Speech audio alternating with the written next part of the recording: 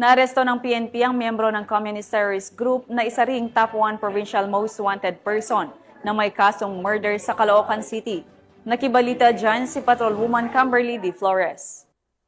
Ng mga autoridad ang nakatalagang top 1 provincial most wanted person na CTG member na may kasong murder matapos mahuli sa Barangay 76 Monumento, Caloocan City. Naresto ang akusado bandang alas 11:30 ng tanghali ng mga tauhan ng 2nd Northern Samar Provincial Mobile Force Company kasama ang 32nd Special Action Company 3rd Special Action Battalion PNP SAF, Quezon City Police District, Northern Samar Provincial Intelligence Unit at Criminal Investigation and Detection Unit sa bisa ng warrant of arrest para sa kasong murder na walang inirekomendang piyansa. Ang akusado ay dinala sa CIDU Camp Karingal, Quezon City Police District para sa kukulang dokumentasyon at tamang disposisyon. Ang matagumpay na pagkakaaresto sa akusado ay patunay lamang na epektibo ang pagpapatupad ng pambansang pulisya sa kanilang sinumpaang tungkulin na maghatid ng serbisyo publiko para sa mas payapa, ligtas at maunlad na bagong Pilipinas.